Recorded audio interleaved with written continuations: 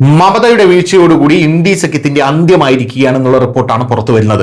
മമത വീണു, സ്റ്റാലിൻ വീണു, പിണറായി വിജയൻ വീണു. അങ്ങനെ എല്ലാവരും വീഴുമ്പോൾ ഇന്ത്യ സഖ്യത്തിൽ വലിയ കലാപം തുടങ്ങിയിരിക്കുന്നു എന്ന റിപ്പോർട്ടുകൾ പുറത്തു വരുന്നു. 2026 നിയമസഭാ തെരഞ്ഞെടുപ്പ് ഫലങ്ങൾ ഇന്ത്യൻ രാഷ്ട്രീയത്തിൽ വലിയൊരു കോളിളക്കം തന്നെയാണ് സൃഷ്ടിച്ചത്. കഴിഞ്ഞ 15 വർഷമായി അധികാരത്തിലിരിക്കുന്ന മമതാ ബാനർജിയും അവരുടെ പാർട്ടിയായ TMCയും കനത്ത പരാജയം നേരിട്ടു.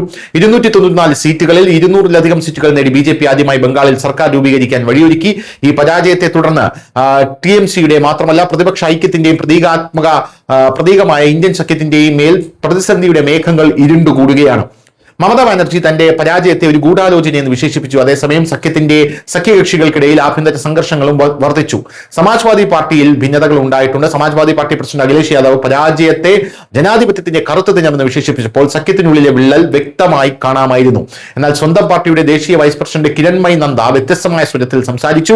മമത സർക്കാരിന്റെ അഴിമതിയും ഭരണവിരുദ്ധ മനോഭാവവുമാണ് പരാജയത്തിന്റെ യഥാർത്ഥ കാരണമെന്ന് നന്ദ വിശേഷിപ്പിച്ചു. എല്ലാവരെയും ഞെട്ടിച്ചു. കിരൺമയി നന്ദയുടെ പ്രസ്താവനയ്ക്ക് ശേഷം കോൺഗ്രസ് എതിർപ്പ് പ്രകടിപ്പിക്കുകയും അഖിലേഷ് യാദവിൽ നന്ദയ്ക്കെതിരെ നടപടിയെടുക്കുകയും ചെയ്യണം എന്ന് ആവശ്യപ്പെടുകയും ചെയ്തു.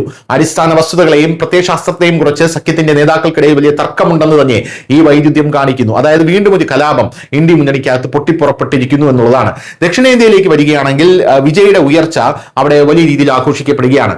കോൺഗ്രസ് വിജയെ സപ്പോർട്ട് ചെയ്യുമ്പോൾ ഇന്ത്യ മുന്നണിയിലുള്ള DMK ഇന്ത്യ മുന്നണിക്കകത്ത് കലാപം സൃഷ്ടിക്കുകയാണ്. ഞങ്ങൾ ഇന്ത്യ മുന്നണി വിടാൻ പോകുന്നു എന്നും DMK ഇപ്പോൾ പറയുന്നുണ്ട്. ഇത് ഇന്ത്യ മുന്നണിയെ അക്ഷരാർത്ഥത്തിൽ തകർത്ത് തരിപ്പണമാക്കും എന്നുള്ള കാര്യത്തിൽ യാതൊരുവിധ സംശയവുമില്ല. News desk news Malayalam.